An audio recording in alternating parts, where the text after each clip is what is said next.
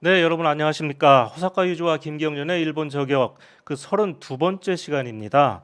저는 오마이뉴스 김경련 기자고요. 오늘도 호사카 교수님 옆에 나와 계십니다. 안녕하십니까, 교수님? 네네, 안녕하십니까. 네. 조금 전에요. 갑자기 전두환 씨가 사망했다고 하는 그런 속보가 떴습니다. 지난번에 이 재판에 출석을 할 때 그때 좀 수척했던 그런 모습이 생각이 나는데요. 어쨌든 간에 이 생전에 자기가 저질렀던 그런 잘못을 사죄할 그런 기회를 차버리고 그냥 가버렸는데요. 자신의 죄를 용서받을 그런 기회를 놓쳐버린 것 같습니다.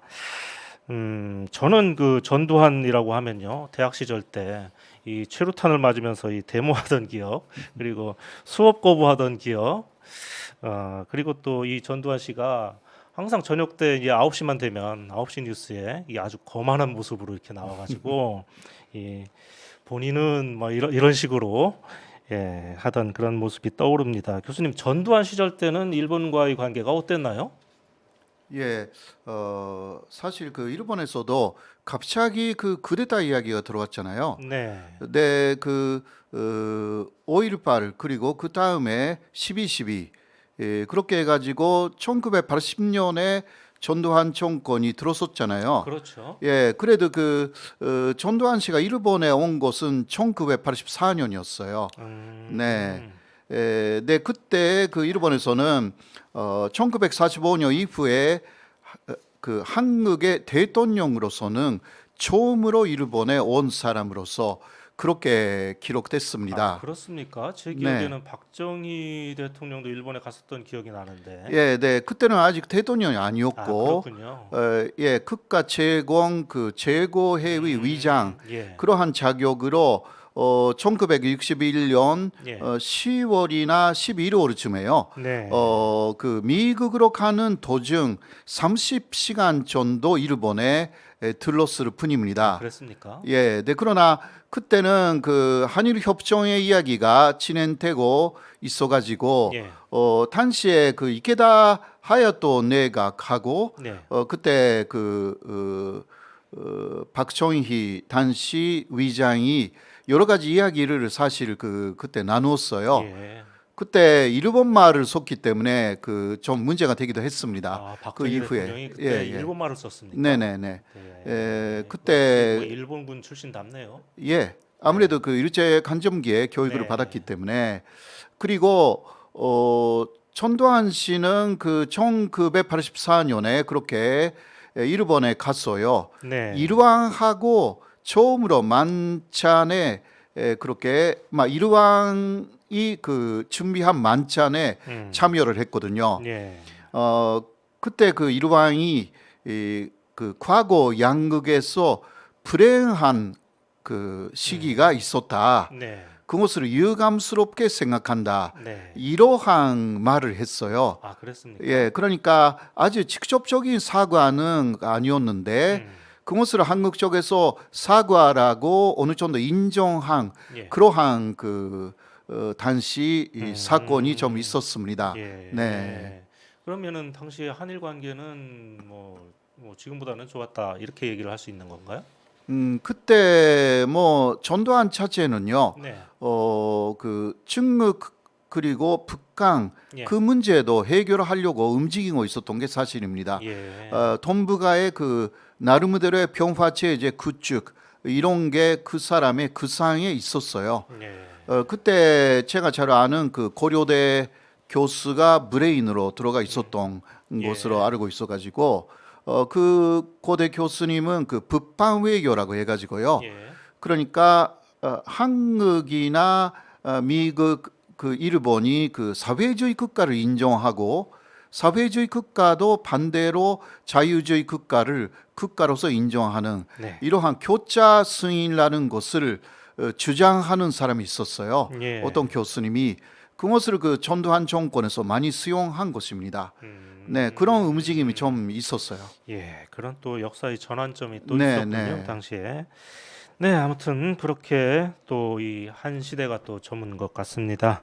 오늘 날씨도요, 갑자기 이렇게 추워졌어요. 네. 예, 제가 라디오를 들으면서 왔는데 이 천안 지역에는요, 이게 큰 눈이 펑펑 이렇게 내렸다고 합니다. 지금 아, 예, 네. 어제 서울에도 이게 오늘 아침에는 눈이 올 것이다, 뭐 이렇게 예보를 했었는데 오지는 않았고요. 아무튼 날씨가 갑자기 추워져서 여러분들 감기 조심하시기 바랍니다. 지금 광개토대왕님이요, 그 오마이 TV에 창밖에 첫눈이 내리네요 이렇게 하셨는데 어디신지 모르겠습니다. 어, 예, 자 오늘은요, 일부에서 그 지난주 워싱턴에서 열렸었죠. 한미일 차관 회의가 열렸었는데 여기서 일본 측이 좀 심술을 부렸습니다. 어떤 내용인지 왜 그랬는지 또 한번 살펴보도록 하겠습니다. 그리고 이분은 도쿄를 연결해서요. 여러 번 그 출연을 했었죠. 박철현 대표님과 얘기하는 시간을 갖겠습니다. 3부는요. 교수님과 함께하는 집중 저격 시간이고요. 아베 신조 전 총리 여러분들 잘 아시죠? 지난번 선거에서도 대승을 거둬가지고 아주 잘 나가는 줄 알고 있었는데, 근데 이제 사실은 요즘 좀 심사가 좀 복잡하다고 그렇게 얘기합니다. 이게 어찌된 스토리인지 한번 교수님과 함께 알아보도록 하겠습니다. 자, 그럼 오늘도 댓글 먼저 확인해 볼까요? 그 오마이 TV에는 아까 그 말씀드렸듯이 광개토 대왕님께서 창밖에 첫눈이 내리네요 이렇게 올리신 것밖에 없고요 아직까지는. 그리고 호사카 유지 TV에는 박미향님께서 1등을 하셨고요. 이룬님이 호 교수님 화이팅 하셨고 이미경님도 안녕하세요. 예, 그랬습니다. 박미향님은 사과 한마디 안 하고 그 인간이 갔네 이렇게 하셨습니다. 전두환 전 대통령을 두고 하는 얘기겠죠. 그 이외에 이동성님, 짠님, 유리리님, 유진강님, 성웅장님, 장성웅님이시겠죠. 매번 잘 보고 있습니다. 이렇게 하셨습니다. 네, 감사드리고요.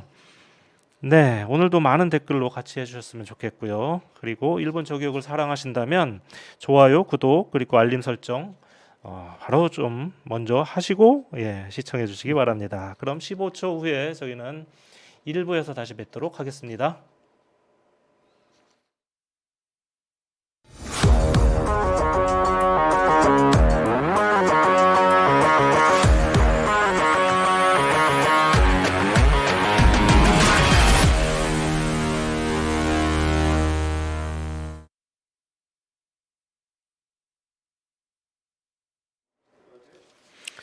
네, 1부입니다. 지난주 18일 그 목요일인데요. 미국 시간으로는 17일 수요일이었습니다. 워싱턴에서는요 한미일 외교차관 회의가 열렸었는데 뭐 항상 그렇지만 그 이런 회의의 주제는 북한의 비핵화죠. 그리고 이번에는 더불어서 정전선언이라는 그런 이슈도 있었는데요. 그리고 이제 회의가 끝나면은 그 한미일의 그 외교 차관들이 원래 공동으로 기자회견을 이제 하도록 그렇게 예정이 돼 있었거든요. 근데 갑자기 이게 취소된 겁니다. 그 외교부에 있는 기자들은요, 이게 당연히 공동 기자회견이 열릴 거라고 생각을 하고서 이렇게 기사 준비를 하고 있었는데 이게 갑자기 취소됐다고 연락이 와서 깜짝 놀랐었습니다. 근데 이제 좀 있다가 현지에서 우리 측 그 외교 차관이 특파원들하고 또 현지에서 간담회를 했더라고요. 근데 그때 그 알게 된 것이 일본 측이 우리 경찰청장의 독도 방문을 문제 삼았다는 겁니다. 바로 이제 전날이죠. 그 우리 경찰청장이 그 울릉도하고 독도에 가서 독도 경비대원들을 이 격려했다고 하는데 뭐 우리 상식으로 봐서는요. 그 우리 땅 우리가 가는데 뭐라고 하는 거야라고 이렇게 생각할 수도 있는데 일본 사람들은 도대체 왜 이런지 모르겠습니다. 이 교수님, 네, 독도는 그 역사적으로나 지리적으로나 국제법적으로나 우리의 고유한 영토가 명백하게 맞지 않습니까? 그렇죠. 그러니까 우리 한국 사람들이 독도에 가는 곳에 대해서 일본이 와르가 와르바하르 권리 자체가 없다. 그렇게 할 수가 있는데요. 당연합니다. 예, 저도 뭐 8번 정도 갔는데 네, 예, 8번이나 가셨습니까? 예. 그리고 또 일본인들이 음. 이 그 섞어서 한국 사람들 사이에 섞어서 섞여서 섞여서 예. 많이 아, 들어갑니다. 그렇습니까? 일본 네. 사람들도 독도에 많이 갑니까? 네. 네, 사실 일본 쪽에서는 그것을 많이 하지 말라고 하고 있어요. 예. 이유는 그 울른도에서 독도로 들어간다라는 것은 예.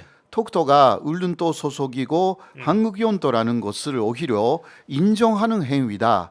그러니까 울른도를 통해서 독도로 들어가지 말라. 아, 그런 면도 있군요. 예. 예. 그래도 그 독도에 가고 싶은 일본 사람들이 가끔 있어가지고요. 네.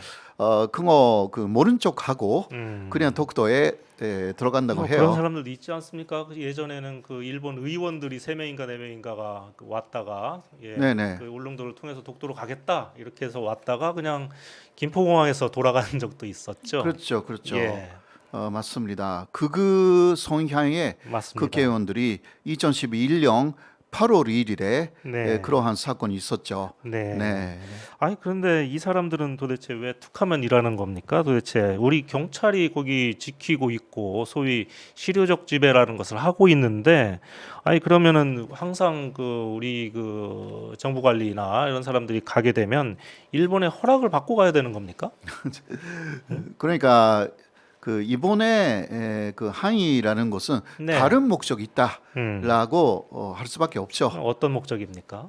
역시 이쪽에서도 좀 타이밍이 좀 안 좋았다라는 부분들이 좀 있어요. 예. 외교 차관 회담이 열린 이후에 그러니까 하루 이틀 정도 좀 늦춰서 갔으면 이러한 일은 일어나지 않았을 것이라고 할 수가 있는데요. 네. 그런 면에서는 독도 문제라는 것은 관리해야 되기 때문에 예. 관리 차원에서 약간 좀 엇박자가 났다.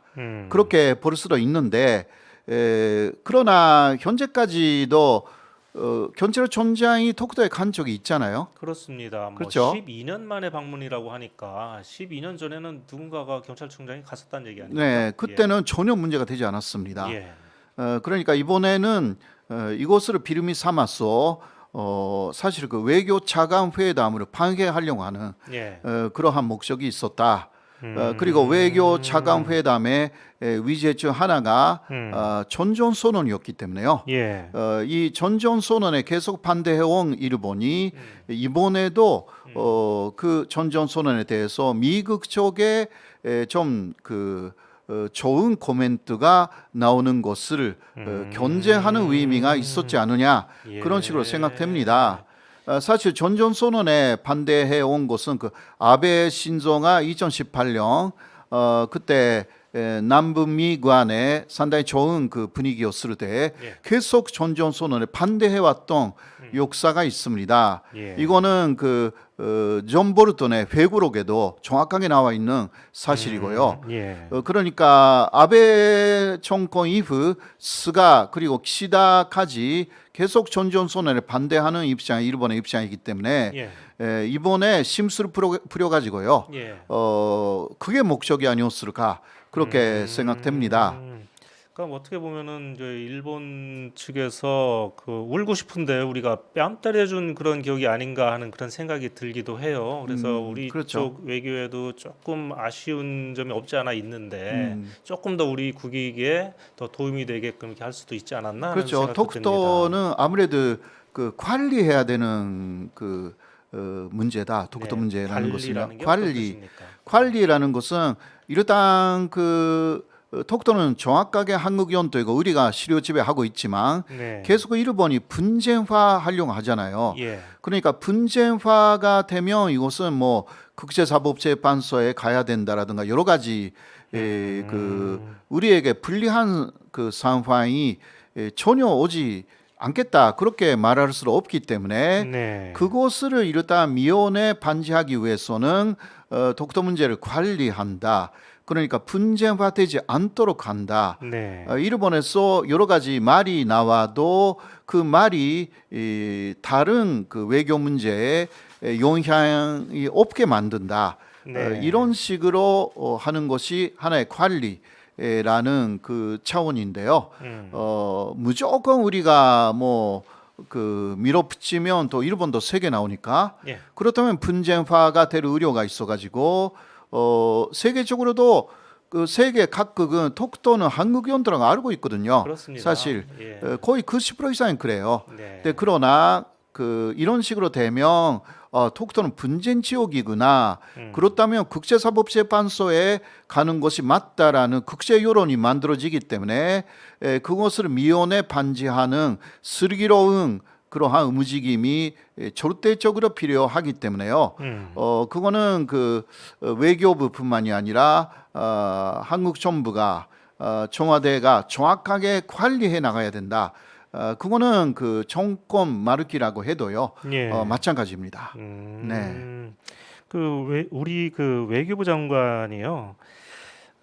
이렇게 얘기했습니다. 경찰청이 독도를 방문해서 경비대원들을 격려하고 이들의 활동을 점검한 것은 경찰청장으로서의 당연한 임무 수행을 한 것이다. 이 말이 맞죠? 네, 그거는 맞긴 맞습니다. 맞고 네네. 지금 이제 그 댓글에도 내 땅에 무슨 시기를 봐서 갑니까? 교수님 이렇게 하시는 이제 항의하시는 분들도 계시는데 이게 이제 맞는 말이긴 한데 같은 일을 하더라도 조금 더 우리의 국익에 더 유리하게끔 이렇게 하는 방법도 있지 않겠느냐 이런 말씀이시지 그런 않습니까? 거죠. 예. 그러니까 외교 당국이 보는 눈하고요. 네.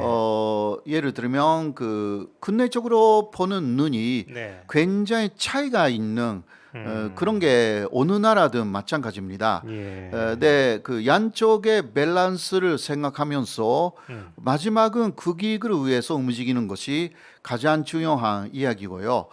네, 우리로서는 그 톡도는 한국 연도이기 때문에 마음대로 뭐 그 하고 싶은 것은 당연한 이야기고 저도 뭐 독도 연구자이기 때문에 기본적으로는 그런 생각이 강합니다. 네, 그러나 지금은 대단히 미묘한 시기이기도 합니다. 그때는 좀 신경 써서 불필요한 그 잡음을 반지하는 것도 대단히 중요합니다. 네, 잘 알겠고요.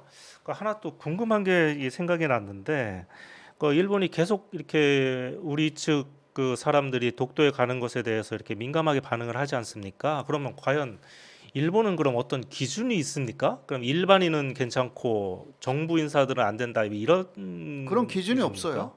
아, 예, 전혀 일반인에 없어요, 그런 대해서도 기준은? 기준이 예. 없어요. 음. 예를 들면 톡도 홍보대사 격인 그 김장훈 씨는 일본어를 자유롭게 그 출입합니다. 가수 김장호 예, 씨요? 가수 김장훈 씨요. 예.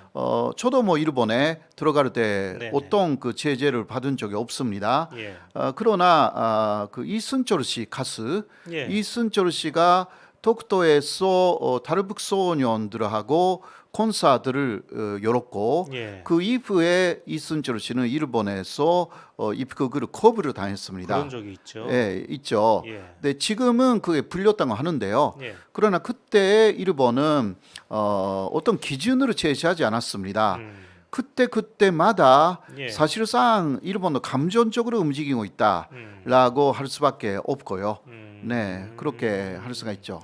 그 정부 인사 주로 그 정부 관리나 또 이제 국회의원이나 뭐 이렇게 공직을 맡은 사람들이 독도에 들어가는 것에 대해서 그렇게 반발을 하는 것 같은데 그런 것도 좀 어느 정도 이상이면 우리가 그 반대를 하고 어느 정도 이하면 뭐 정부 관리라고 해도 괜찮다 막 이런 게 없다는 거잖아요. 전혀 없어요. 그러니까 국회의원이 그 네. 독도에 많이 가지 않습니까? 예. 지금도요. 그러나 일본은 그 한국 국회의원을 그 입국 금지 그 한 적이 없습니다. 그러니까 독도에 많이 들어간 국회의원들도 일본에 사실 자유롭게 그 입국하고 있습니다. 예. 이런 부분들도 그 일본이 기준이 없다라고 할 수밖에 없죠. 예. 네. 그렇군요. 예, 우리 땅을 우리가 가는데 웬 참견이냐, 뭐 이렇게 얘기하면은 뭐 굉장히 단순한 문제이긴 한데 또 외교적으로 보면 교수님 말씀이 이해가 가기도 합니다. 예, 네. 예. 근데 사실 그 독도 문제는요 시료 지배를 어떻게 하느냐라는 것이기 때문에 시료 지배의 광고는 독도 앞바다에 그 해양과학기지를 건설하는 데 있습니다. 해양과학기지가 건설되면 그것은 연도에 건설되는 것이기 때문에 세계 어느 나라가 봐도 해양과학기지가 만들어지면 이것은 한국 땅이다라고 정확하게 분명하게 인정하는 것입니다. 네, 그 법률은 2011년에 통과됐어요. 아, 독도 그렇습니까? 앞바다 1km에 해양과학기지를 건설한다. 언제 완성이 됩니까? 아니 다 만들었어요. 아, 그래요? 만들었는데 네. 그 창고에 들어박혀 있어가지고 음. 조립하지는 않았어요. 아, 그렇군요. 예, 네, 그러나 그 이후에 소해에서 해양과학기지의 수요가 있어서 소해 쪽에 그것으로 만들어 버렸습니다.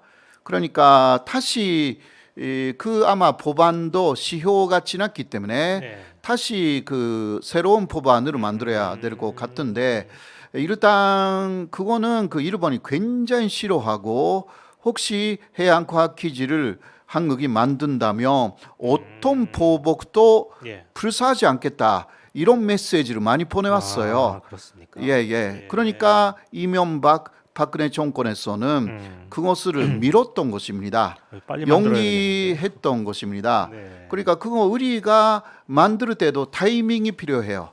일본이 그래도 아무래도 반대를 하겠죠. 예. 그래도 반대를 해도 그 일본 쪽의 반대나 조항을 우리가 제압할 수 있는 그러한 타이밍을 보고 건설을 하면 사실 독도 문제 끝납니다. 예. 예, 저는 그런 생각을 좀 갖고 있는데요. 예.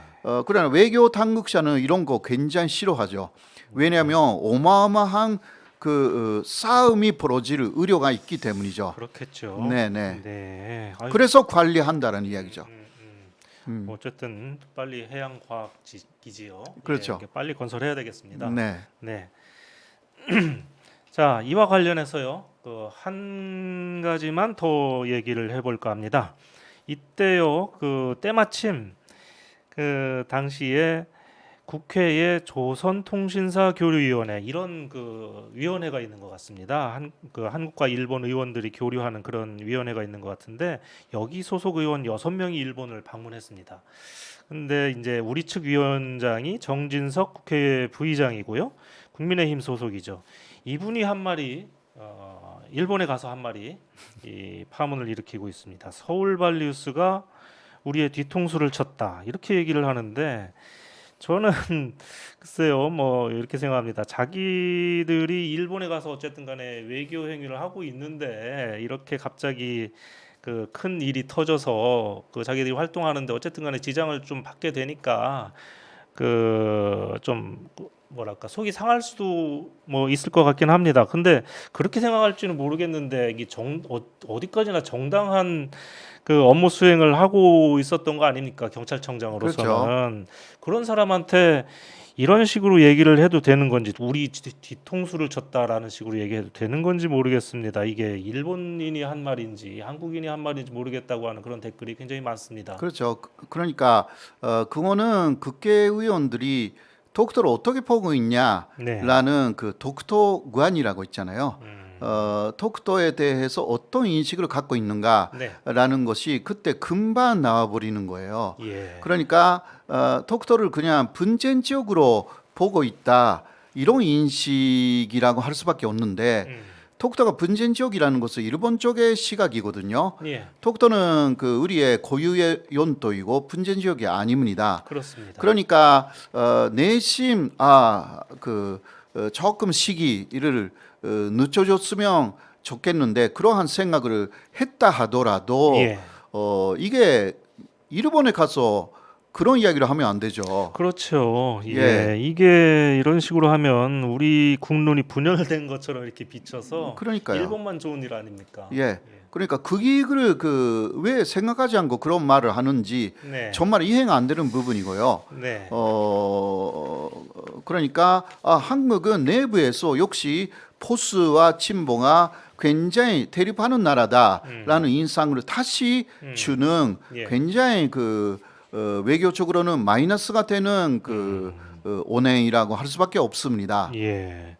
이런 식으로 되면 이 명백한 아까도 얘기했지만 명백한 우리 고유의 영토인 독도에 대해서 한국 사람들 사이에서도 어떤 그 인식의 차이가 있는 게 아닌가 이렇게 생각할 수밖에 없지 않겠습니까? 네. 일본인들의 입장에서는 굉장히 반가운 발언이기도 하겠죠. 그런데요, 저는 이제 그것보다도 다음 말이 더 큰 문제라고 생각합니다. 그 정진석 부의장이 이렇게 얘기했습니다. 일본은 윤석열의 부상에서 떠오른 것에서 한일 관계 개선에 신라 같은 희망을 찾고 있다. 문재인 정권에 대해서는 일말의 희망도 갖고 있지 않다.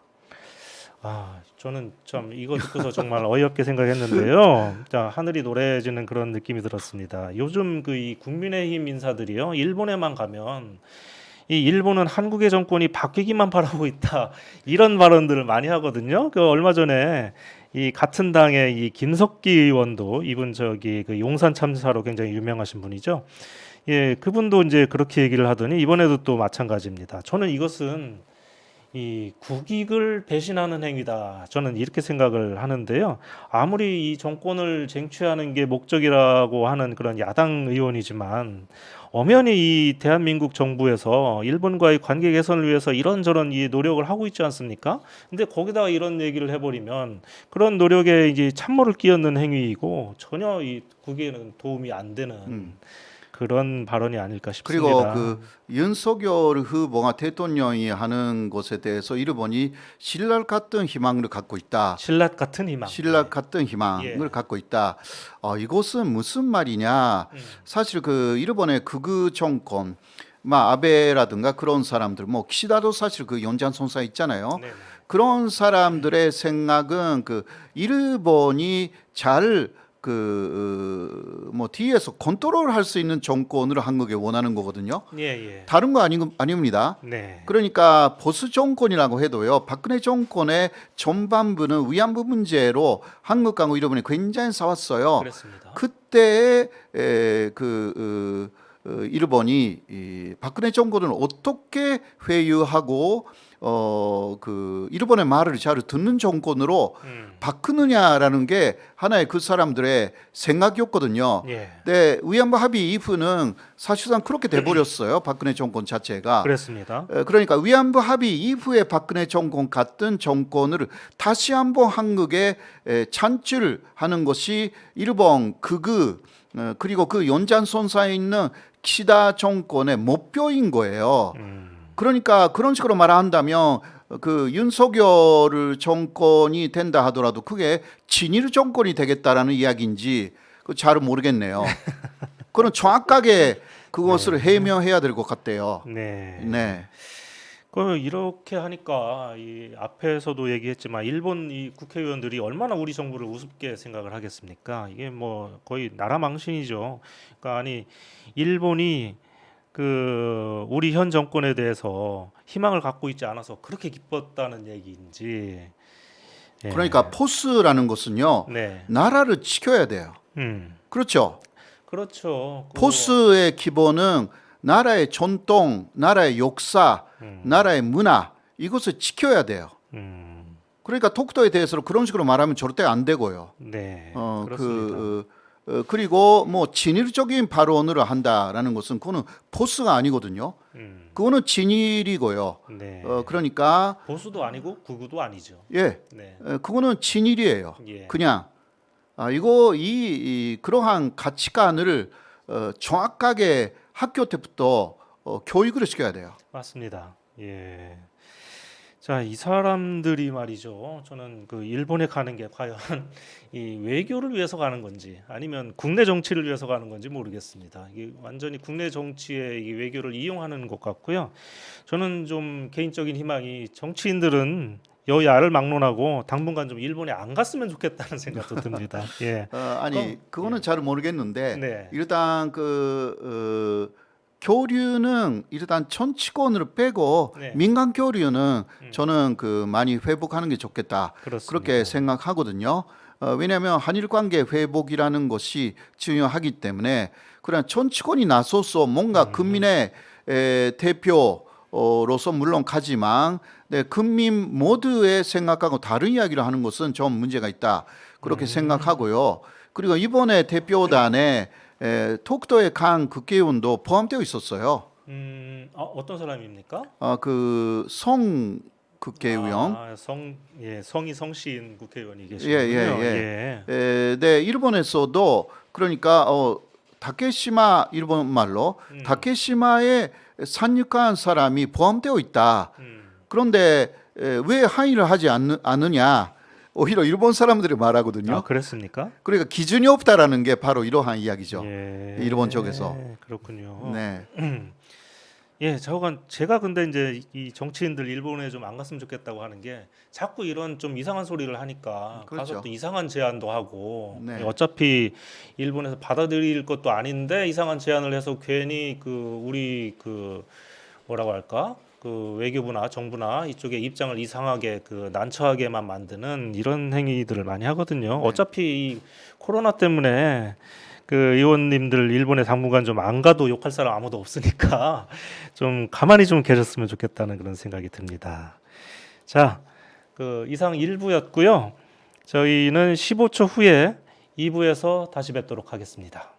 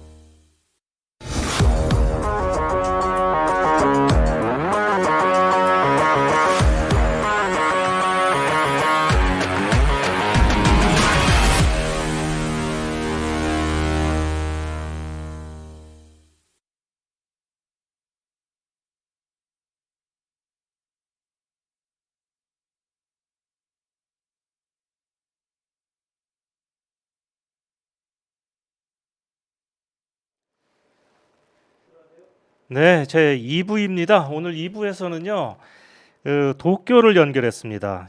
이분은요, 기자였다가 작가이기도 했다가 또 어떨 땐 또 영화 평론가였다가 그런데 주업은 인테리어를 하는 공무점의 대표님이십니다. 네, 박철현 대표님 안녕하세요. 목소리가 안 들리네. 안녕하세요. 박철현 씨 목소리가 안 들려요. 들려요? 안 들려요? 들립니다. 예, 네. 이제 연결이 됐는데요. 먼저 뜬금없지만요. 예. 네.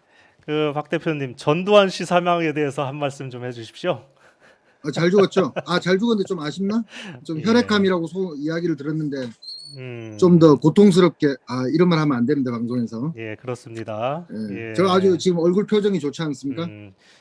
예, 그렇습니다. 예, 이전하고 영 다르게 오늘은 뭔가 좀 때깔이 좀 나는 그런 뭐라고 할까?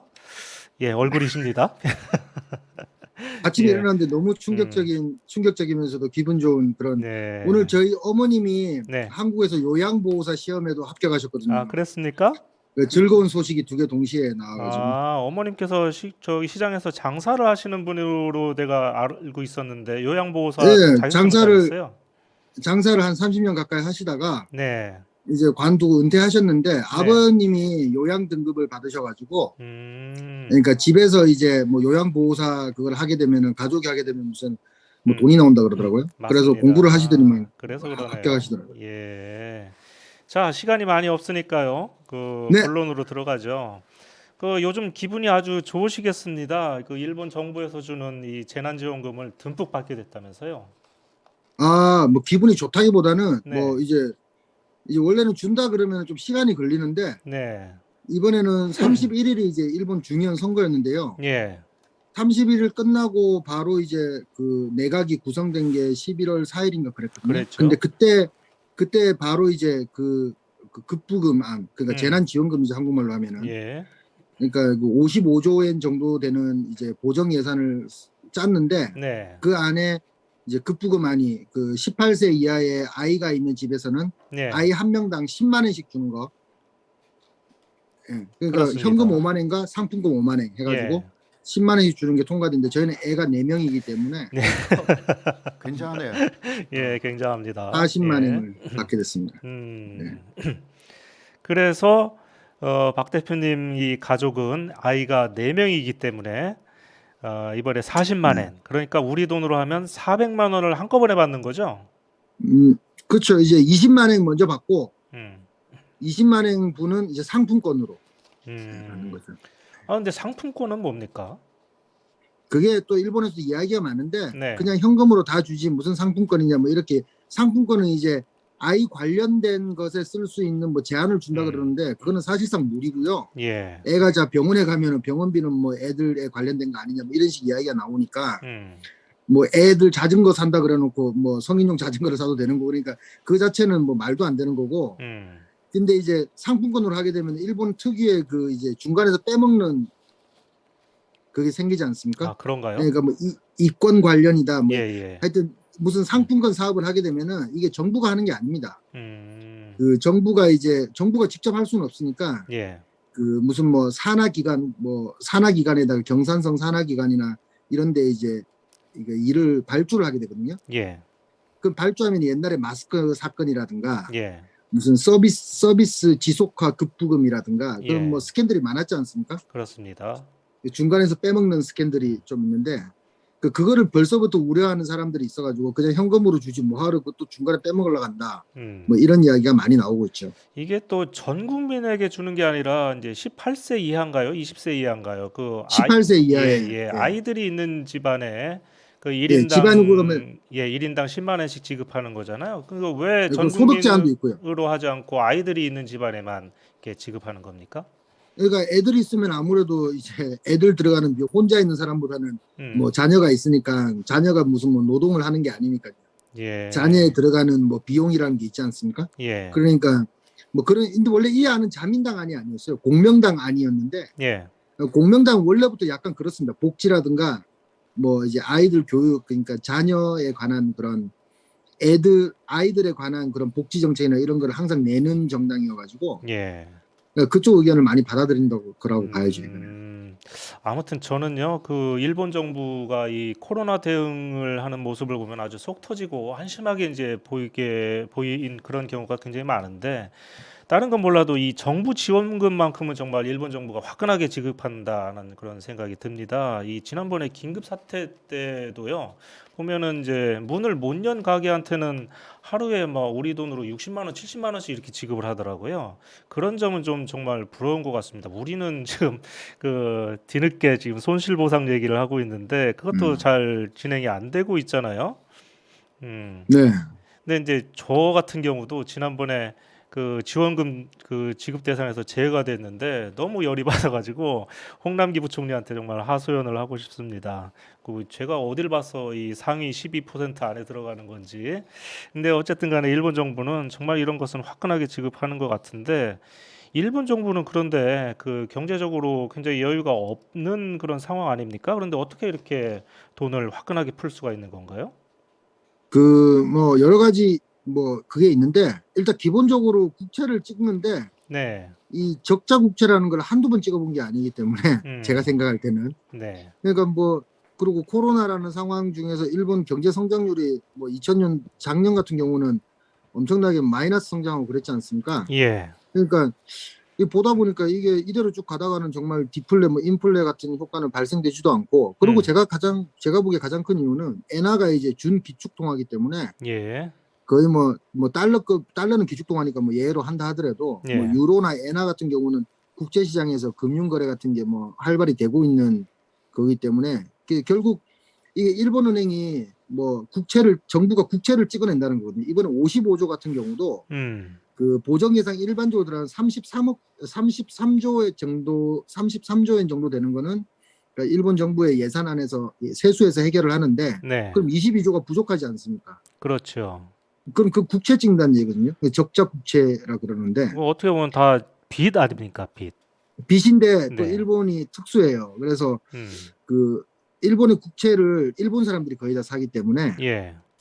그러니까 외국으로 흘러나와가지고 뭐 외인 투자자들이 많이 산다 그러면은 문제가 생기지 않습니까? 예. 그 나중에 일거에 만약에 사람들이 돌려내라 이래버리면 상환 기간 닥쳐오면은 뭐 옛날에 한국에서 IMF 맞았던 것처럼 비슷한 상태가 되는 거지만 예. 일본 사람들이 이제 거의 국내에서 다 소비를 구입을 하기 때문에 그 사람들이 일거에 다 뭐 상환해라 뭐 이런 게 뭐 외국하고는 좀 차원이 다르잖아요. 그렇겠죠. 그러니까 그런 뭐 안심을 계속 하고 있는 거죠.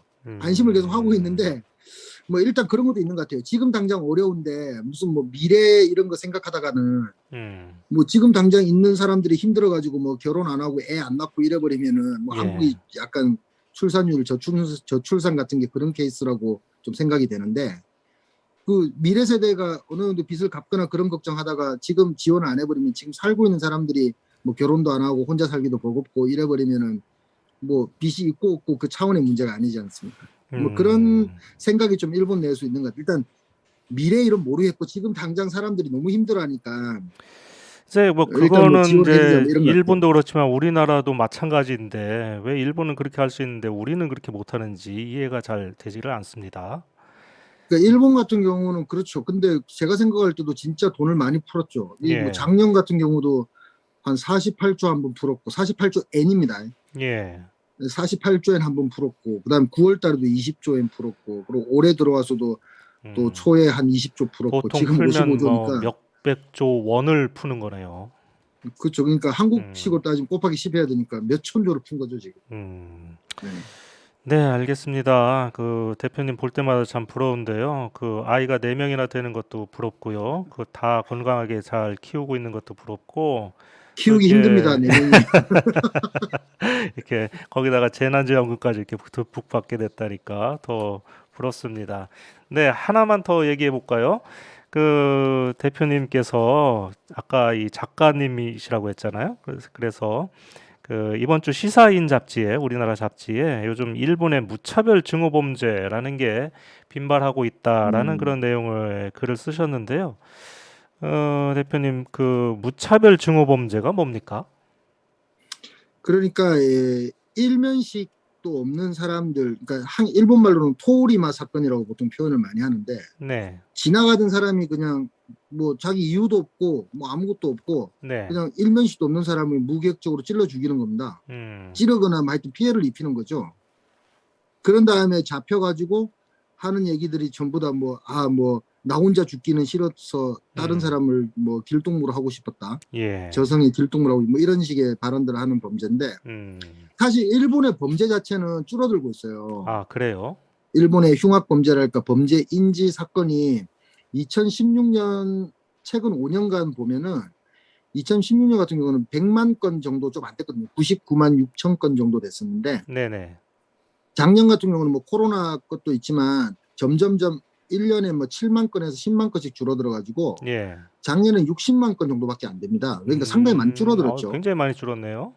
그렇죠. 일본 인구가 1억 2,500만 명을 감안한다면 뭐 0. 몇 프로 수준이니까요. 예, 근데 그 안에서도 좀 잔인한 범죄들, 뭐 살인이라든가 강도라든가 그런 강간이라든가 그런 류의 형법 범죄로 따지는 것도 점점 줄어들어가지고 예, 작년 같은 경우는 5천 건이 채 안 돼요.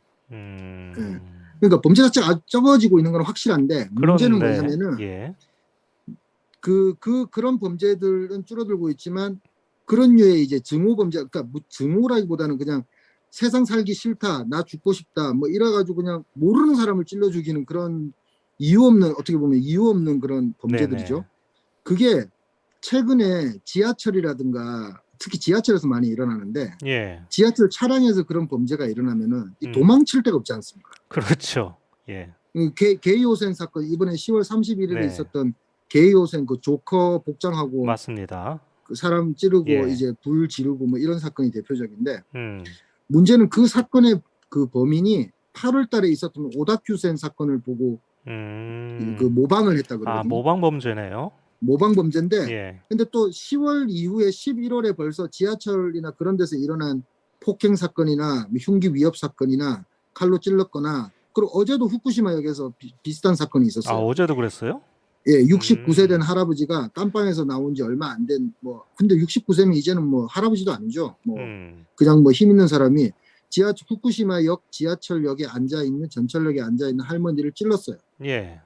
찔러가지고 옆에 있던 고등학교 2학년이 그 용감하게 달려들어가지고 제압을 하고 경찰이 좀 이따 와가지고 막 체포가 현행범 체포가 됐는데 그럼 이유는 그것도 뭡니까? 이제 역에서 이제 발생됐다는 공통점이 있는 거죠. 그리고 제가 살고 있는 우에노역에서도 10월 중순쯤에 10월 초순쯤에 두 명이 ATM에서 역 구내에서 ATM에서 돈 뽑으려고 예. 두 명이 기다리고 있었는데 뒤에서 누가 다가와가지고 찔렀어요. 아, 우에노역에서도 그랬습니까? 우에노역에서. 예. 예. 제가 굉장히 많이 부장님도 잘 가보던 아는 그런 우에노역에서. 예, 그런데요. 예.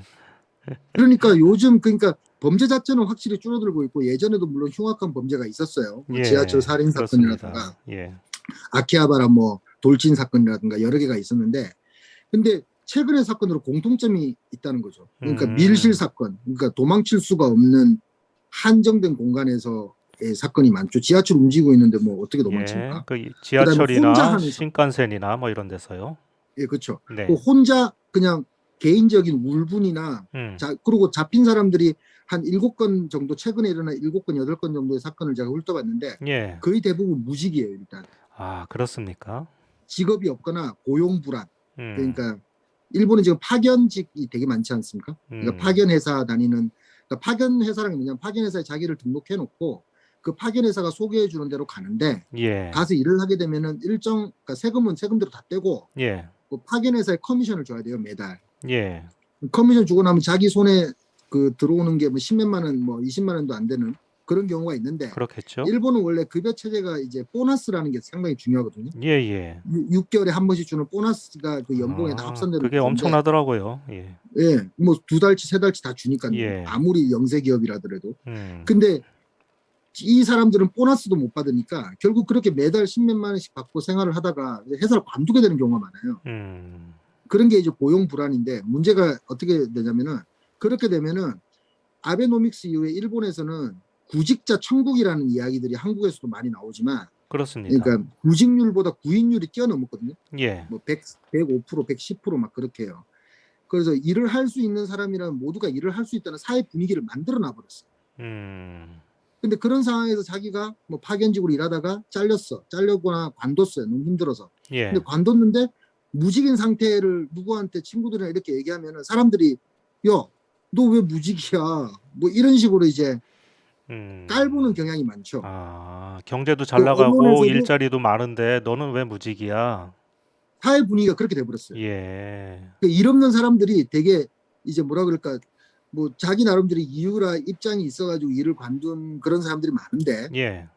아까 말했던 파견직의 그 열악한 보수라든가 그러니까 고용 불안이라는 그런 걸 관둔 사람도 있고 뭐 있는데 그런 사람들을 약간 그 바보처럼 여기는 경시하는 분위기가 사실 근 6, 7년 새에 정착이 돼버린 거죠. 그래서 제가 시사인 그 칼럼에도 썼지만 자기 책임론이라는 건데 그게 일종의 글쎄요, 대표님이 이 그 최근 사태는 일본 사회에 만연돼 있는 자기 책임론이라는 게 일정 부분 책임을 져야 된다라고 이렇게 얘기했었는데, 예, 자기 책임론이 뭡니까? 예. 그러니까 이게 뭐 어떻게 잘못되고 그러면은 이 고용이 불안하고 뭐 무직이 뭐 이렇게 넘쳐나고 이런 범죄가 늘어나면은 예. 사회 전체의 시스템을 생각해봐야 되는데 예. 거기까지 생각하기 귀찮으니까 내가 잘못된다 이런 식으로 잘못된 건 네 책임이다 이런 식으로 되는 거예요. 아, 예. 그러니까 이게 거의 저는 뭐 일본 사회의 지금 지배적인 이데올로기가 되었다고도 뭐 생각을 하는 좀 입장인데요. 그 최근 직접 생활을 해보니까 일본의 그 정치인들도 자주 그 자조라는 그런 말을 많이 쓰잖아요. 그게 네, 이건가요? 예. 자조라는 말도 그렇죠. 음. 스스로 자기를 도와야 된다는 말 그리고 얘기인데 정부는 그것 도와줄 수 없으니까 네가 알아서 해라 이런 얘기 아닙니까? 정부는 이제 할 만큼 했다 이거죠. 뭐 음. 힘들면 이렇게 재난지원금이나 기초 뭐 생활연금이나 이런 거 주니까. 예. 근데 기초생활보호 대상자가 되면은 한 달에 8만 원인가 정도 나와요. 한국보다는 뭐 좀 많이 나올 거라고 저는 생각하는데. 네. 근데 사실 저 뭐 김경연 부장님도 일본에 사셔봤지만 한 달에 8만 원으로 생활할 수가 없지 않습니까? 그렇죠. 절대 방세만 생활할 수가 해도 예, 없는. 방세만 해도 부족하겠네요. 예. 예, 뭐 그런 거니까 이제 그거 해줬으니까 네가 이제 그리고 무엇보다 그렇게 이야기하면서 구인율 시장 야 일하려면은 누구나 다 일을 할 수가 있어. 네. 이래 버리니까 일을 못 하거나 어떻게 개인의 사정상으로 일을 관둔 사람들이 바보가 된 기분이 들다 보니 자포자기가 되지 않습니까? 예. 그러면 막 죽고 싶어지는 뭐 죽고 싶다기보다 뭐 자기도 그래서 이번에 사건을 일으킨 사람들의 공통점이 나는 나 살 가치가 없다. 진술이 그래요. 예. 죽고 싶은데 죽을 용기가 없다. 그래서 예. 사람들을 찌르고 범행을 살인을 하게 되면은 사형을 받아서 죽을 수 있다고 생각했다. 라는 사람이 3명이 있고요. 아, 그래요? 그다음에 죽고 싶은데 나 혼자 죽기 싫다. 예. 세상 사람들 행복해 보이는 사람들이 많다 이거야. 음. 그러니까 다 죽여버리고 나도 끝에 자살하겠다. 예. 이런 사람들이 또 한 3-4명 되더라고요. 그 지난번 그 지금 자료 사진이 나갔는지 모르겠는데요. 그 지난번 게이오센에서 일어났던 그 테러 사건은 좀 정말 끔찍하던데요. 그 사진에서 보는 것처럼 이 조커 복종을 한 사람이죠. 이 사람이 다 끝나고 나서 이 마치 후련하다는 듯 이렇게 태연하게 앉아가지고서는 담배를 피고 있잖아요. 근데 이 사람이 17명인가를 찔렀던 그 사람이죠. 그러면 한 명을 찔렀고 네. 그 다음에 한 명은 이제 또 뭐 이제 할아버지 비슷한 뭐 한 노인을 찔렀는데 네. 그 사람 지금도 의식불명인데 노인 찔렀고 그 다음에 거의 뭐 사망 상태죠. 그리고 이제 불을 이제 질렀지 방안을 냈지 아, 불도 않습니까? 질렀죠. 네, 불을 질렀는데 그 불에 이제 질식한 사람에서 병원에 간 사람이 16명. 그런 그 피해자가 그 그렇죠. 16명이 지하철이니까 되는군요. 예. 이제 불 지르면 뭐 어떻게 할 수가 없잖아요. 그렇네요.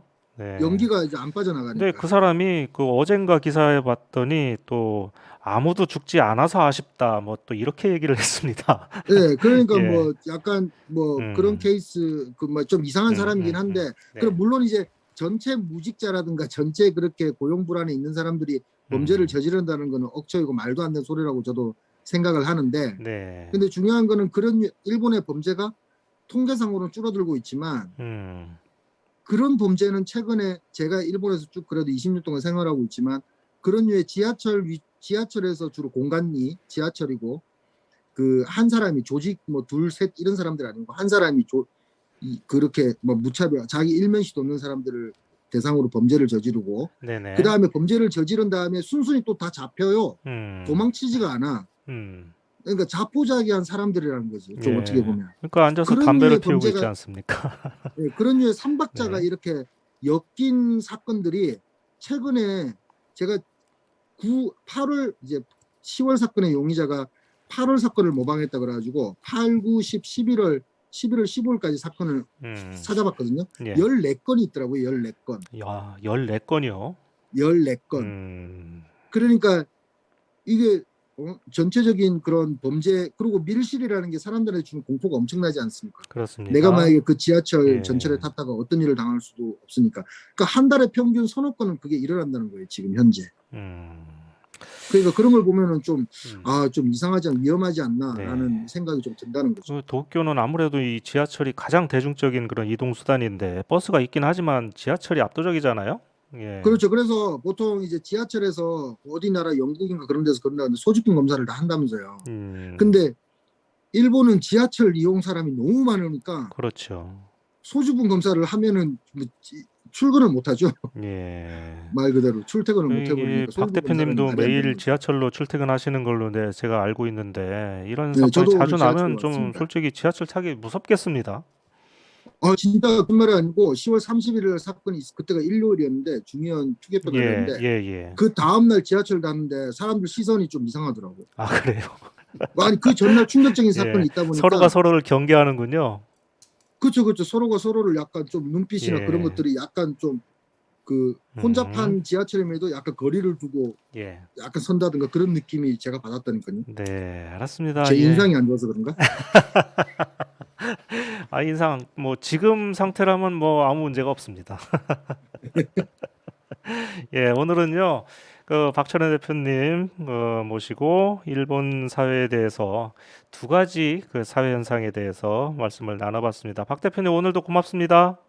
네, 감사합니다. 수고하십시오. 잘 예, 보고 있습니다. 예, 예, 예. 그 이상 그 일본에 관해서 그 모든 문제 전문가 그 박철현 대표님과 얘기를 나눠봤습니다. 그럼 자, 3부로 가겠습니다. 저희는 15초 후에 다시 뵙겠습니다.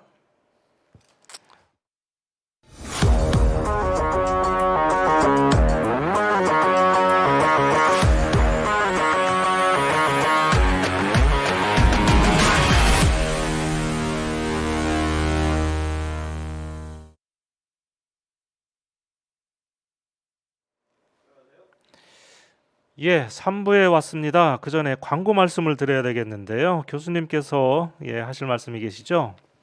네, 그 일본 저격 어떻습니까?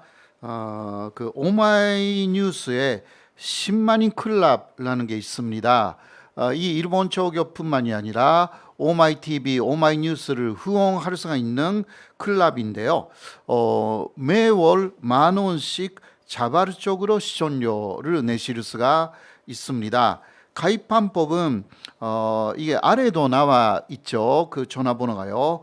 010-3270 3828 010-3270 3828로 전화 주시거나 문자로 후원 이런 식으로 보내주시면 이쪽에서 연락을 드리겠습니다.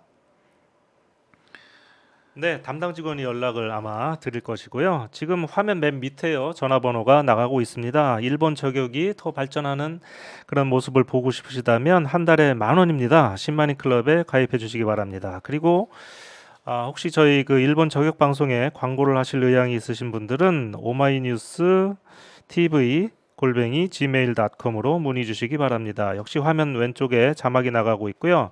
저희가 계속 이 방송할 수 있는 그런 힘을 주셨으면 좋겠습니다. 요즘 그 오마이 TV에 광고 문의가 쇄도하는 것 같아서 제가 아주 기분이 좋습니다. 네네. 예, 좀 전에 화려화 광고도 보셨죠? 자, 그러면은 3부에 들어가도록 하겠습니다. 어떤 얘기 가지고 오셨습니까, 교수님? 오늘이요. 네, 네, 그 전에 지금 그 일본 이야기 들어왔지 않습니까? 예, 거기에 대해서 조금 한마디 하고 싶은데, 일본 이야기요? 그, 예, 박철현 예, 대표님하고 예, 예. 예, 그 지금 그 넷플릭스에서 네, 오징어 게임을 대신 해가지고 1위가 된 그 드라마가 있잖아요. 있습니다. 지옥이라고. 예, 예. 예, 저도 혹시 봤습니다. 여러분들 예, 보셨나요? 음, 제가 그 뉴스가 많이 나왔기 때문에 예, 오랜만에 넷플릭스를 좀 봤어요. 예. 네, 그 지옥을 그 에피소드 세 번째 세 번째, 그게 정도까지 전부 다 봤어요. 그 에피소드 6화까지 있거든요. 6화까지 세 번째면 뭐 거의 절반 보셨네요. 반 정도 봤는데, 예, 네, 그게 그 굉장한 공포를 음, 불러일으키는 그러한 드라마인데, 맞습니다. 일본에는 왜 사회적인 공포가 있는데 음, 그런 드라마가 그 안 나오는가? 글쎄요. 있어요? 일본은 뭐 우리나라 못지않게 그런 뭐 사회 문제가 굉장히 많은데 예, 사회 예. 문제를 다루는 그런 드라마가 그러고 보니까 별로 많이 없다는 생각이 없죠. 듭니다. 예. 예, 오히려 일본은 현실이 너무 금식해서 음, 오히려 그런 묻지마 살인 같은 거 예, 드라마로 하면 굉장한 그 드라마가 될 것 같은데, 그렇죠. 예, 그거는 좀 못하는 것 같아요. 오히려 음, 일본 쪽의 생각은 그런 식으로 하면 더 그런 음, 사건이 늘어난다. 생각하는 거죠. 그럴까요? 흔히 그 한국 드라마가 이렇게 그 세계적으로 인기가 있고, 예, 그런 이유의 그 이면에 한국 사회에 워낙 많은 갈등 구조, 모순 뭐 네네. 이런 게 있기 때문에 그래서 드라마 만드는 사람들은 참 행복할 것이다라고 이렇게 얘기하는 사람들도 있는데 제가 보기에는 우리나라 못지않게 일본에도 그런 갈등 요소들이 엄청 많거든요. 네, 일본은 실제로 그런 식으로 카르프림이 나는 나라이기 때문에 칼부림이요? 예, 예, 카르프림 예, 예. 나는 나라이기 때문에 오히려 맞습니다. 그런 드라마를 만들기 좀 어려운 것 같아요. 음. 한국에서 지옥이라든가 그 오징어 게임 같은 거 예. 드라마로만 사실상 볼 수가 있는 부분들 있잖아요. 음. 마음 속에서는 그런 식으로 좀 하고 싶다라는 게 있다 하더라도 예. 실제가 아니라 산산 속에서 음. 또 그런 드라마를 만들어서 음. 스트레스를 좀 해소하는 부분들이 있는데 예. 일본은 실제로 그렇게 행동으로 스트레스를 해소하는 사람들이 있어가지고 드라마가 아니라 실제로.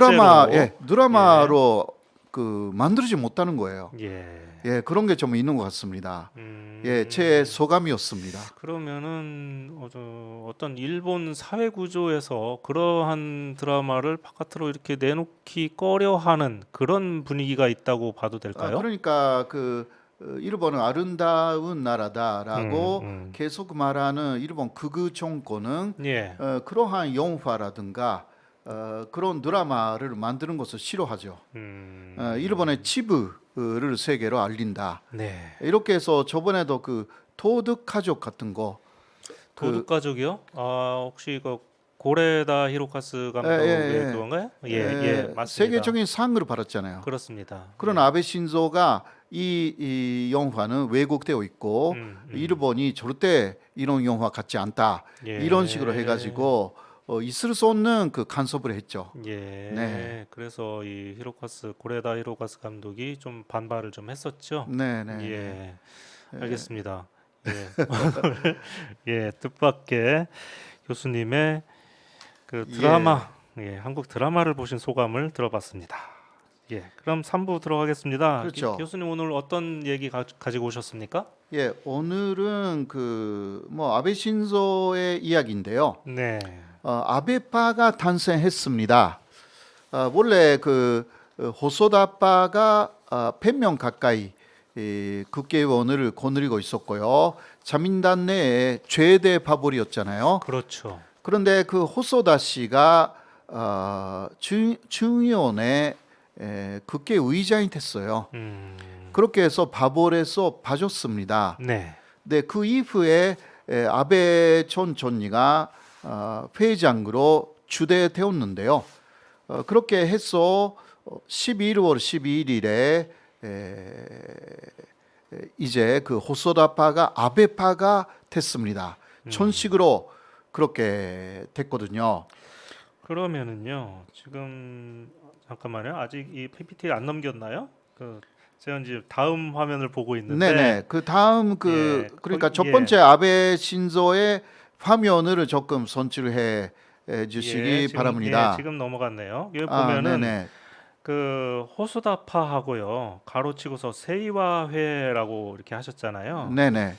그러면은 이 세이와회는 원래 있는 이름이고 그렇죠. 이 회장이 바뀔 때마다 이 별칭이 계속 이렇게 바뀌는 건가요? 네네, 맞아요. 음. 세이와회의 시작은 후쿠다 타케오라는 촌리였습니다. 예. 거기서 시작됐고요.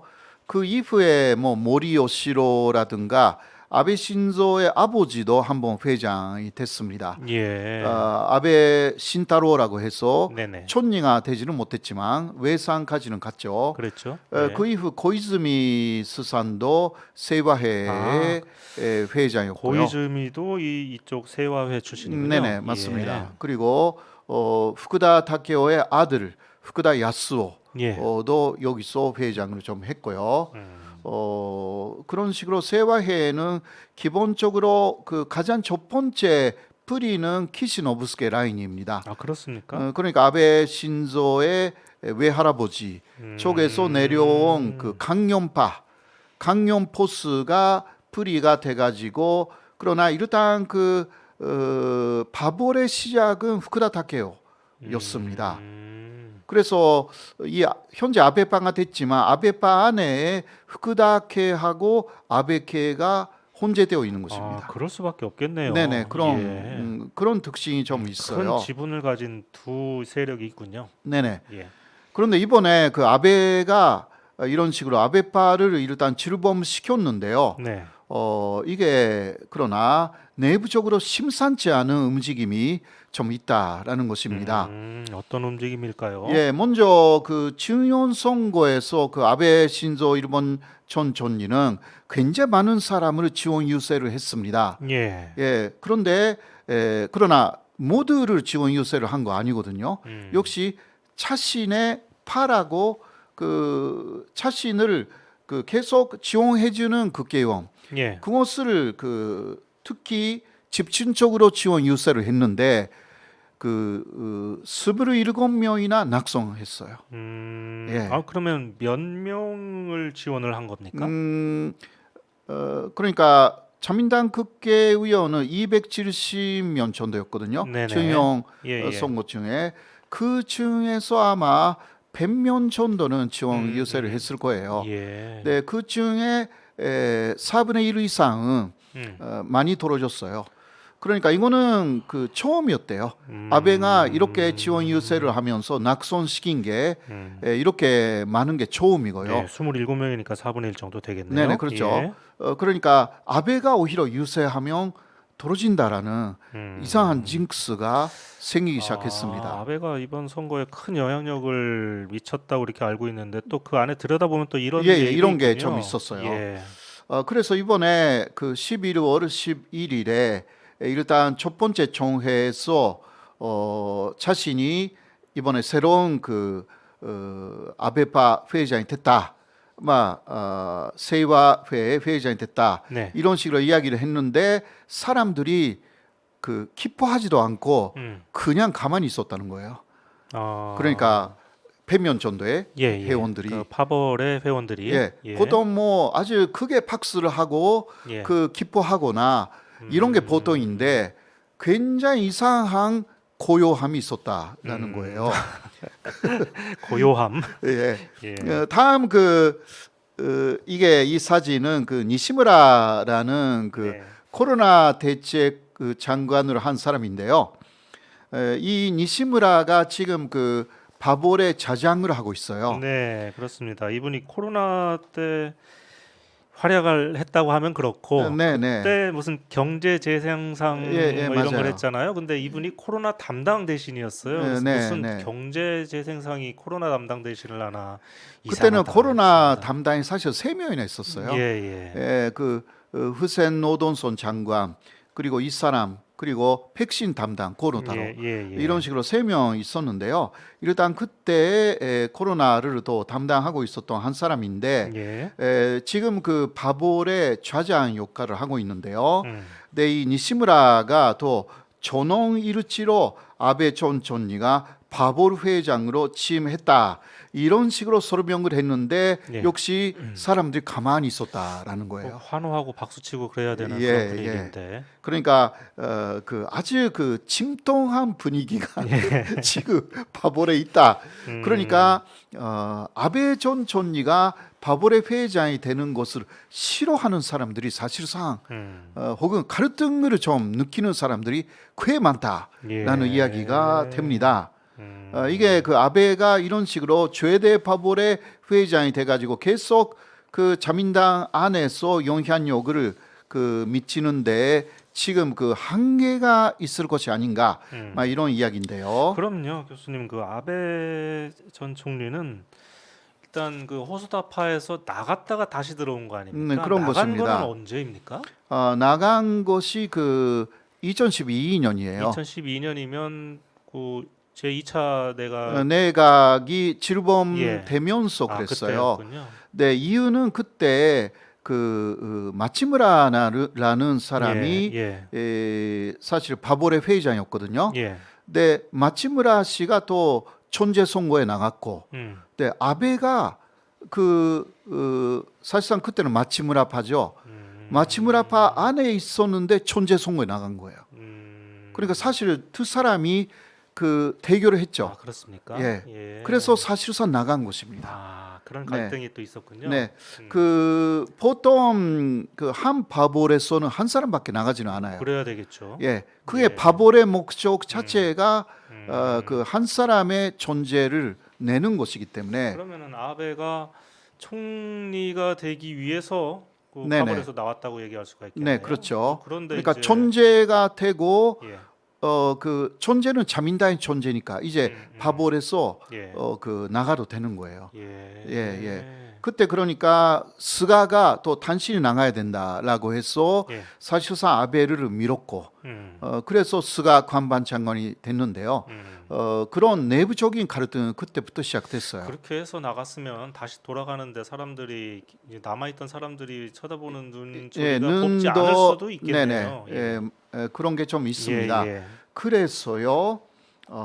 네, 큰것뿐만이 아니었어요. 그 아베가 이번에 돌아오는 것에 대해서 싫어하는 이유가 그 바볼의 사람이 아닌 다카이치 사나이를 계속 지원했기 때문이었죠. 예. 전제 선거 때. 예. 네, 그러나 마치 자기의 바볼인 것처럼 호소다파의 국회의원들에게 계속 전화를 해가면서 지원을 요청했죠. 예. 이런 부분도 좀 있었고요. 그래서 그러한 그 분위기를 감지해가지고 다음 총회가 11월 18일에 있었어요. 일주일에 한 번 총회를 하거든요. 예. 사실 그때 그 목요일인데 보통 점심에 같이 모여서 점심을 같이 한다고 그래요. 아, 그렇습니까? 네네. 그거는 그 모든 파벌이 같은 시간에 한대요. 그렇게 해서 양다리를 거칠 수 없게 그것도 좀 이상하네요. 예. 아, 양다리를 거칠 수 없게 만들고 있는 거예요. 네, 아무튼간에 예. 그런 그 하나의 습관이 있는데, 재밌네요. 예, 이때 그 어떤 통보도 없이 결석을 했어요. 왜 예. 그랬을까요? 회장인데. 회장인데, 그러니까 이것은 그 사상 처음이 있는 이야기래요. 그러니까 바볼의 회장이 돼가지고 어떤 이유도 없이 그러니까 니시무라라는 차장에게 일단 통보를 해야 되는데 네. 오늘은 못 간다라든가 그렇겠죠. 이런 것도 전혀 없이 네. 무단 결석을 했어요. 그럼 뭔가에 삐졌나요?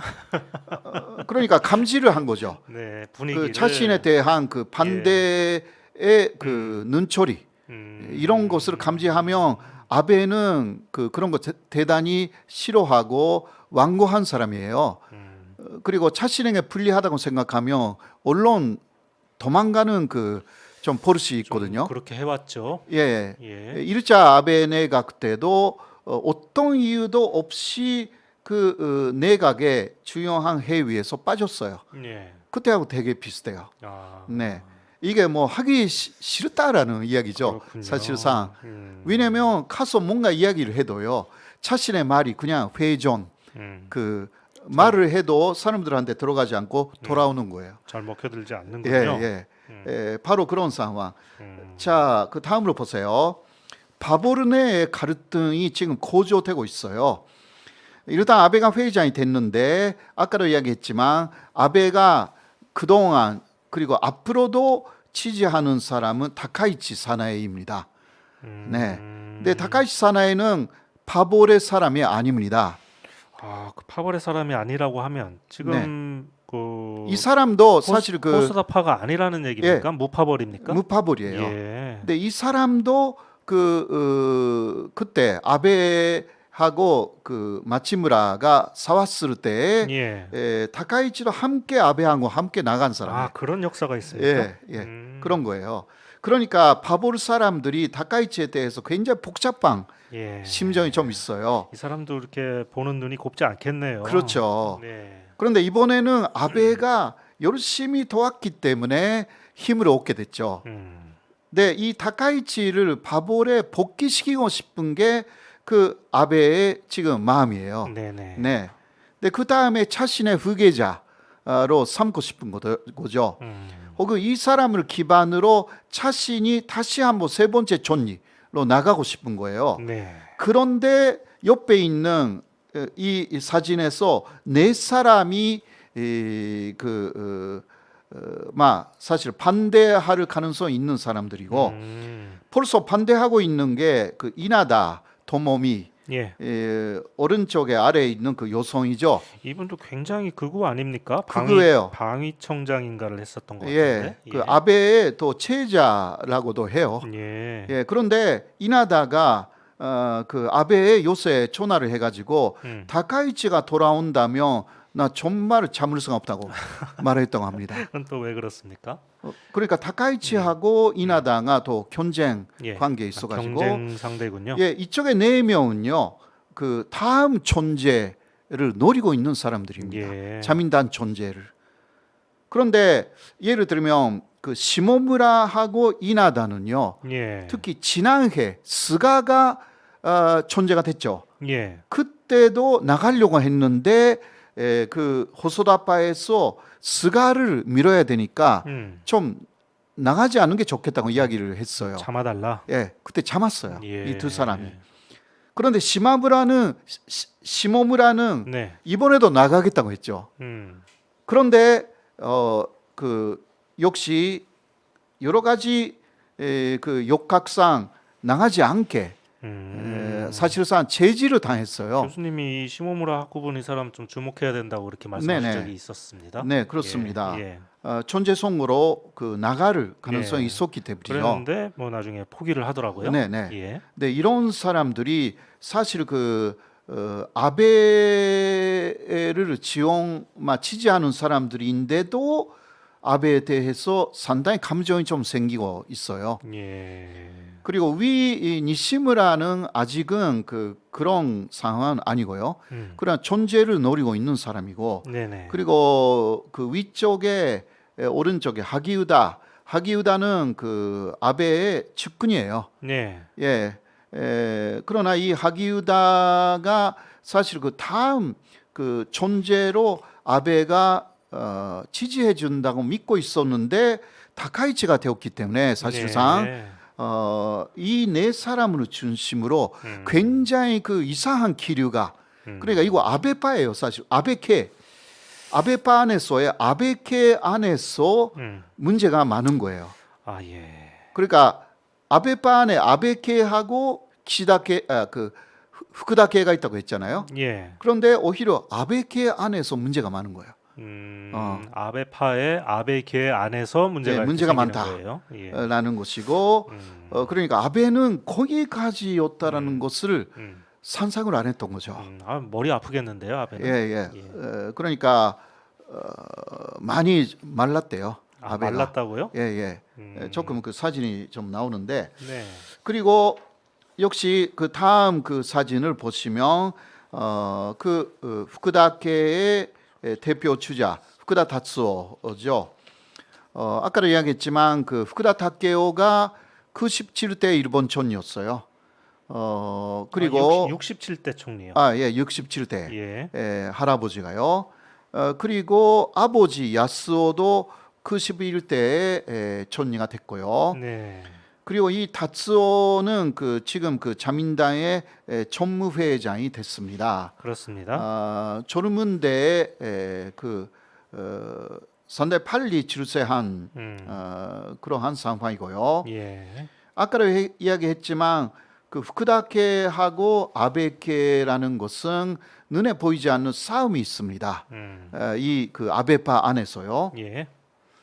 근데 그거는 그 후쿠다 다케오가 사실 이 세이와회를 잔시했기 때문에 예. 그래서 후쿠다 다츠오가 자신이야말로 이 바보를 완전히 장악해야 된다 이러한 생각을 갖고 있기 때문에 또 이러한 그 갈등이 좀 고조되고 있고요. 아베는 그것도 감지하고 있어요. 네, 그러니까 자신을 환영하지 않는 사람들은 뭐 후쿠다케는 어쩔 수가 없는데 예. 그런데 우리가 아베케마저 지난번 그 선거 때 중요한 선거 때 후쿠다 다스오라는 사람도 이게 떠오르는 인물로 주목해야 그러니까요. 된다고 우리가 다룬 적이 따로 있었죠. 예, 근데 뭐 딱 보니까 뭐 위에 아버지도 그렇고 할아버지도 그렇고 이거 대단한 이 가문인 그렇죠. 것 같고 정치 가문인 것 같고요. 네. 세습 의원이긴 하지만 어쨌든 간에 뭐 그거는 뭐 일본 사회에 음. 일본 정치계에 흔히 있는 일이니까 그렇다 치고 어쨌든 간에 이분 굉장히 주목해서 봐야 되는데 이런 분하고 이런 사람하고 지금 아베 총리가 서로 그 주도권을 놓고 쟁탈전을 벌이고 있는 그렇죠. 거죠. 네. 그러니까 자민당 총무회장에 그 이 사람이 임명되었을 때도 네. 아베가 굉장히 그 불만이 있었어요. 예. 그거는 키시다에 대한 불만이었죠. 사실.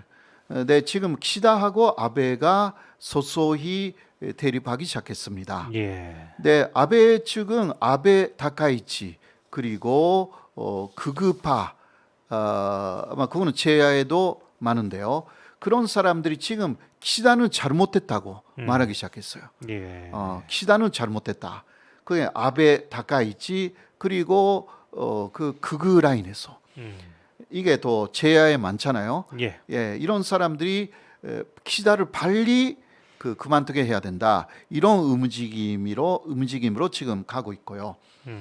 자, 그 다음 화면을 보시면 스트레스로 아베가 말랐습니다. 네. 아, 교수님 이게 아베 총리 마른 모습인가요? 저는 말랐다기보다는 굉장히 좀 늙어 보인다는 생각이 드네요. 예, 뭐 예. 늙어 보이기도 하고 예. 피곤해 보이기도 예, 아주 하고. 피곤해 보입니다. 예, 예. 한동안 좀 그 선거 때는 좀 얼굴에 생기가 좀 돌았었는데 네네. 다시 이런 모습이 됐군요. 예, 앞으로는 좀 항의가 좀 있을 거예요. 아베는 어떻게 되는지 기반을 이뤄가고 있기 때문에요. 예. 이것은 그 우리에게 좁게 나오르지는 좀 지켜봐야 되는 부분이고요. 예. 키시다 쪽에서 세를 기울려고 하고 있어요. 그 키시다파 아소파의 그 통합이죠. 예. 전에도 한번 이야기를 했지만 그렇게 통합을 하게 되면 제일 큰 파벌이 되는 거 제일 아니겠습니까? 크게 예. 됩니다. 그게 또 원래는 그 온공우파 쪽이었다는 이야기고요. 예. 네, 그러니까 아소는 그래도 극우파니까 아소는 뭐 나이가 너무 많았어요. 예. 은퇴시키면 되니까 이런 식으로 가고 있어요. 거기에 다케시타파라는 역시 온공우파 세 개로 이게 그 온공우파를 제공한다라는 것이 키시다의 구상으로 지금 알려지기 시작했습니다. 예. 네. 아베에 대해서 좀 앙금이 있대요. 키시다가. 앙금이요? 네, 앙금이 있대요. 예. 네네. 왜 그러냐? 1년 전에도 자신을 지지하겠다고 해놓고 스가를 지지했고. 뭐 그런 적이 있죠. 그렇죠. 음. 근데 이번에도 이번에도 자신을 지지하겠다고 해놓고 다카이치를 다카이치를 했죠. 했고 중간에서 진짜 다카이치를 촌리로 만들 생각이 있었다는 거예요. 아베가요? 아베가. 네. 그리고 계속 바지사지한 정도로 지급해 왔다. 자신을. 그런 앙금이 사실 그 촌리가 된 이후에 조금씩 표명화되기 시작해가지고 예. 증거로서 아베하고 선거구에서 싸우고 있는 하야시 요시마사를 예. 외상으로 기용했어요. 그 얘기도 참 재밌더라고요. 예. 그 하야시라는 분이 원래 이 알고 보니까 아베가 야마구치현 출신이고 네, 그렇죠. 선거구가 거기 있는데 네. 하필이면 그 바로 옆에 붙은 선거구의 네. 그 출신이 그 하야시 외상인 거잖아요. 네, 이번에. 예. 네, 야마구치는 그 4개 선거구가 있는데 네. 지금 그 인구 문제로 그 3개로 네. 줄어든다고 합니다. 예, 예. 그런데 줄어드는 그 하나가 아베하고 하야시의 선거구 이게 합할 수가 있다라는 예. 이야기입니다. 예, 예. 그 경우는 하야시하고 아베는 하나의 선거구를 다투게 되는 거죠. 그러니까 아베는 그 하야시라는 사람하고 굉장히 대결을 자세를 보이고 있는데 예. 그러나 하야시는 젊고 그 60세 정도이고요. 예. 아베는 뭐 67세. 예. 그리고 촌촌이니까 이제 은퇴를 해야 하잖아요. 그러니까 여론은 다 선거구에서도 뭐 하야시 쪽에 기울어지고 있어요. 예. 그러니까 굉장히 지금 힘든 거예요, 아베가. 제가 최근에 이제 아베 전기와 관련된 책을 한번 읽었는데 아하. 보니까 하야시가 하고 아베가 하고가 그 할아버지 때부터 그렇게 경쟁 네, 관계였더라고요. 그렇죠. 네, 네, 네. 이게 그러니까 하필이면 그런 사람을 외상에다가 예. 앉혀놓으니까. 그리고 키시다파의 넘버 2예요, 그 사람. 예. 그러니까 키시다가 키시다파를 기우겠다라는 게 네. 눈에 보이고 그 아베가 여러 가지 집중한 사람은 한 사람도 그 제대로 된 자리에 네. 들어가지 않았거든요. 예. 그러니까 이제 키시다의 복수가 시작됐다라는 그 이야기인데요. 예. 아마 그게 맞는 이야기인 것 같아요. 일본에서 이런 뉴스가 많이 나오기 시작했고, 예. 예, 이거 그러나 우리에게 아주 좋은 소식이 되는지는 역시 조금 지켜봐야 하고요. 그러니까 이 예. 스트레스를 받은 아베는 한산 도망치려고 하잖아요. 예. 그래서 지금 그 키시다에게 또 싱가포르를 가고 싶다. 이런 식으로 말하고 있대요. 웬 뜬금없이 싱가포르입니까? 싱가포르 쪽에서 뭐 아베 그 누군가를 좀 부른다고 해요. 그러니까 싱가포르에서 어떤 행사가 있는데 네. 거기에 누군가를 대사격으로 좀 보내야 되는데요. 그러니까 아베가 내가 갈 수는 없겠냐. 왜냐하면 또 다음 주에 총회에 나가고 싶지 않기 때문이죠. 아, 정말 그랬을까요? 예, 그럴 거예요. 아, 갑자기 그런 이야기를 하기 시작했으니까. 그래요? 예. 네, 네, 아베는 그 생각하면 굉장히 불쌍한 사람이기도 해요. 부인하고도 여기 지금 부인이 나와 있잖아요. 예. 부인하고도 굉장한 가르등을 좀 빚고 있어요. 사이가 안 좋습니까? 예, 표면적으로는 사이 안 좋게 안 보이는데요. 예. 그러나 여러 뉴스가 나왔거든요. 그거는 2년 전인데 이용할 수 있다면 벌써 했다라든가 그럼 누가 하는 얘기입니까? 아베가. 아, 그렇습니까? 네. 그리고 그래요? 아이도 없고요. 아, 참 아이가 없습니다. 아이가 없어요. 왜 그렇습니까? 모르겠어요. 프라이버신가요? 얘기를 안 하나요? 예, 어느 쪽에 문제가 있는지는 그렇게 들은 적은 없고요. 그 기밀인 것 같아요. 일부러 안 가지려고 하는 건 아닐까요? 아니죠. 그런 것은 아니죠. 왜냐하면 예. 정치인은 역시 후계자가 중요하니까. 그렇죠. 그렇죠. 네. 자신도 세습 의원인데. 그러니까 그죠? 예. 이제 아베로 끝나겠네요. 당연히 밑에 누군가를 또 세우고 싶어 할 텐데. 그렇죠. 근데 마땅한 그 자기 집안 아베 집안에서 누군가 후계자로 이렇게 세우는 사람이 지금까지 없죠. 나타나지 않았던 것 같은데. 없어요. 예. 네. 자기 돈셈마저도 음. 키시 가문에서 뺏어갔기 때문에. 그러니까요. 그러니까요. 그렇죠. 그 동생은 그 자식이 있습니까? 기시노부오는? 아마 있을 겁니다. 예. 그러니까 제가 상세하게 예. 보지는 못했지만요. 아무튼 가르등이 많은 아베 전 총리가 다시 병그를 이유로 실제로 총계를 은퇴하는지는 좀 봐야 될 것 같습니다. 알겠습니다. 우리 좀 네. 봐야 될 게 굉장히 네, 많습니다. 많습니다. 네. 저희가 이렇게 재밌게 얘기하는 동안에 강인디아나님께서 슈퍼챗 5,000원을 쏘셨습니다. 그러면서 좋은 한일 관계를 위하여라고 이렇게 써주셨네요.